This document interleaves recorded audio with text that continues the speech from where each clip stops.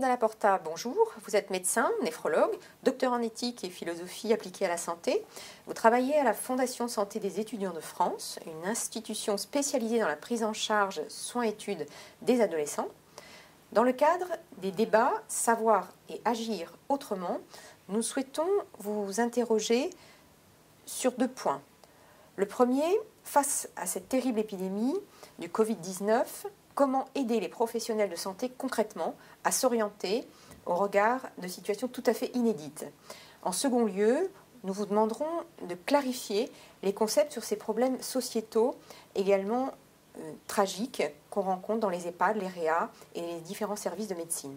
Bonjour. Les professionnels de santé sont très mis à mal par les difficultés respiratoires rencontrées dans cette infection Covid. La loi Claes-Leonetti a introduit la possibilité de mettre en place une sédation profonde et continue, maintenue jusqu'au décès dans cette fameuse loi du 2 février 2016. Pouvez-vous nous décrire cette sédation, en particulier dans le cas de l'infection Covid? Est-ce que cela, par exemple, permet de traiter la douleur? Alors là, d'abord 2 choses, on va séparer les réponses. Tout d'abord, la sédation profonde et continue maintenue jusqu'au décès qui a été introduite dans la loi Claes-Leonetti, elle a pour but de rendre inconscient la personne dans le cas où elle est soumise à une angoisse de mort imminente, à un effroi, ou dans le cas d'une détresse asphyxique respiratoire. Donc ça, c'est une chose. En revanche, il se trouve que dans les infections à Covid, il n'arrive pas à l'hôpital exactement ce qu'on attendait. On pensait qu'on aurait des détresses respiratoires asphyxiques, mais ce n'est pas exactement ça qui se produit. En réalité, ce sont des dyspnées, les malades hyperventilent, mais avec une angoisse moins forte que ce qu'ils devraient avoir, mais absolument pas de détresse respiratoire brutale, où il y en a beaucoup moins que ce qu'on pensait.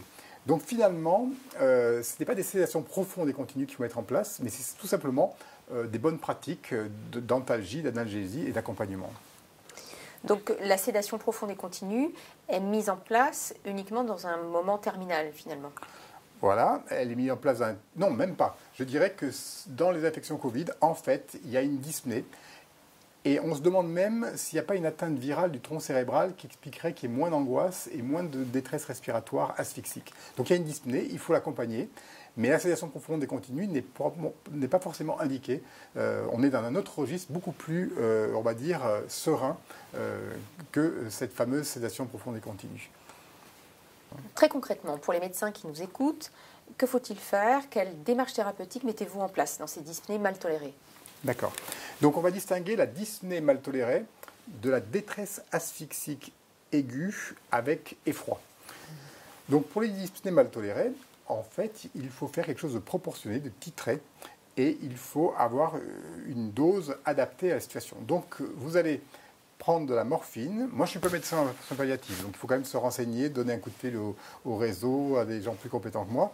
Vous me prenez de la morphine, 2 mg, vous injectez ça en intraveineux, vous le répétez toutes les 10 minutes, et une fois que vous avez atteint une fréquence respiratoire à 25, une fois que la personne est plus calme, vous faites la dose totale que vous avez injectée, et vous divisez par 4. Et là, vous avez la dose horaire que vous allez maintenir. Et donc, vous avez une personne que vous avez rendue plus sereine, et vous l'accompagnez avec cette dose-là. Vous n'êtes même pas obligé de la changer. Parfois, elle va mourir au bout de quelques heures, quelques jours, mais vous restez à cette dose-là. Vous pouvez augmenter un peu, diminuer un peu, mais vous restez avec une dose titrée.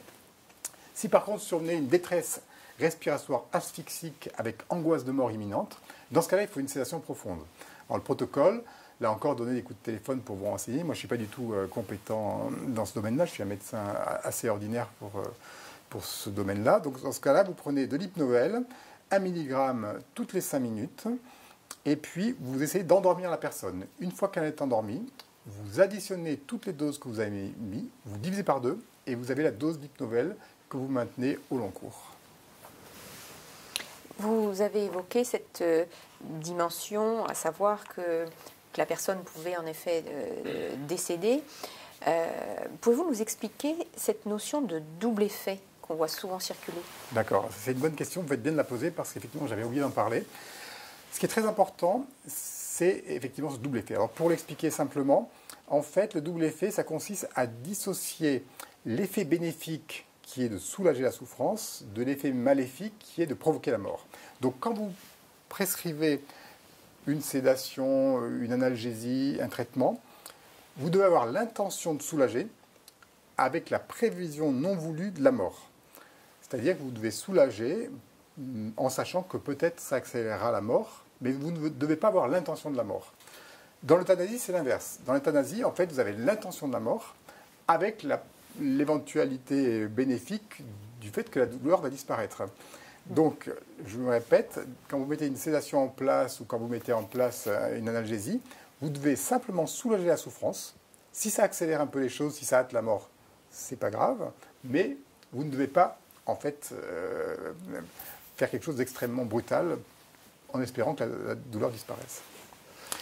J'insiste là-dessus. Dans le premier cas, quand vous respectez le double effet, vous êtes dans les bonnes pratiques. Dans le deuxième cas, vous êtes quand même dans le meurtre, pour dire les choses de façon claire, et dans l'homicide. Donc la différence est extrêmement importante à connaître. Et d'ailleurs, le soir, quand vous transmettez les transmissions au médecin de garde, soyez très clair là-dessus, sinon vous réalisez un homicide ou une euthanasie. Dites-lui bien que le but n'est pas d'accélérer les doses, d'augmenter de plus en plus vite et de terminer en 15 minutes. Ça, c'est un meurtre. Il faut être extrêmement clair là-dessus. Et c'est quelque chose qui est mal connu, malheureusement. Et il y a beaucoup de personnes, médecins, qui pratiquent des euthanasies par ignorance, par méconnaissance de la loi, par méconnaissance des principes philosophiques. Et ça, c'est donc fondamental. C'est-à-dire que si on veut avoir sa conscience morale tranquille, il faut bien comprendre qu'il faut dissocier l'intention de soulager, la prévision de provoquer la mort, et de ne pas faire l'inverse. Voilà. C'est une notion presque philosophique, en définitive, de distinguer l'intention de la prévision. En fait, ça a été théorisé très précocement par Thomas d'Aquin au XIIIe siècle. Thomas d'Aquin, pour la faire de façon rapide, expliquait qu'il y avait un monastère, à l'intérieur il y avait des moines, des femmes et des enfants, arrivaient des bandits, et en fait il l'a théorisé pour la légitime défense. C'est-à-dire quand les bandits rentrent dans le monastère, est-ce qu'on peut les tuer ou pas? En réalité, l'intention c'est de sauver les vies, avec le risque de les tuer, mais l'intention, ce n'est pas de les tuer. Donc c'est le même principe que la légitime défense, et c'est un principe philosophique, effectivement, qui a été mis en place au XIIIe siècle et repris récemment pour ces lois sur la fin de vie. En définitive, qu'est-ce qui vous paraît le plus important dans cette question de sédation en termes de protocole? Non, pour l'infection Covid, c'est assez simple. Les choses se passent correctement. Les personnes n'ont pas de détresse asphyxique. Donc, il faut mettre en place un traitement antalgique pour calmer la douleur. Si une sédation profonde doit être mise en place, il faut la mettre en place, ce qui est beaucoup plus rare. Et ce qui est important, c'est ce que j'ai dit depuis tout à l'heure, il faut respecter l'intentionnalité, la proportionnalité et la réversibilité. Si vous avez ces trois critères, en fait, vous faites une sédation éthique. Intentionnalité, vous soulagez la souffrance. Proportionnalité, vous titrez les doses et surtout vous n'accélérez pas les seringues en peu de temps parce que l'équipe est angoissée et vous ne savez plus quoi faire, vous êtes relax et vous poursuivez comme ça. Et troisièmement, la réversibilité, c'est-à-dire qu'il faut donner la possibilité, si on trouve que ça s'améliore, de remonter un peu, d'arrêter un peu les doses d'analgésiques et de voir si la personne a récupéré ou pas. On peut le faire, il faut être prudent parce qu'en fait ça peut être assez cruel. Le fait de réveiller une personne peut entraîner des angoisses terribles et vous êtes obligé de la réendormir. Mais en fait, il faut quand même se laisser la possibilité. Voilà, donc je dirais que le plus important, c'est de ne pas réaliser une sédation euthanasique. Finalement, quand on voit tout ce qui a circulé dans les réseaux sociaux, dans la presse également, toutes ces situations tragiques concernant cette infection Covid, quels sont vos commentaires sur la gravité de la situation en France ? Alors, si on exclut les EHPAD et les réanimations, en fait, pour les services de médecine, on s'aperçoit qu'on est dans ce qu'on fait d'habitude. Il n'y a rien de nouveau. Il faut pouvoir mettre en place des traitements antalgiques et des sédations. Et il faut connaître la loi, c'est-à-dire la loi Claes-Leonetti, savoir mettre en place une procédure collégiale, vérifier les directives anticipées, avoir une personne de confiance. D'ailleurs, quand vous faites une procédure collégiale, il faut informer la famille avant, puis informer la famille après. Donc il faut mener des concertations. Donc en fait, on est dans les bonnes pratiques. Le problème réel, c'est qu'en fait, ces lois ne sont pas connues des citoyens, elles sont très peu connues des médecins. Il y a des médecins qui les connaissent bien en soins palliatifs, mais la plupart du temps, ils ne les connaissent pas. Il y a une insuffisance de formation.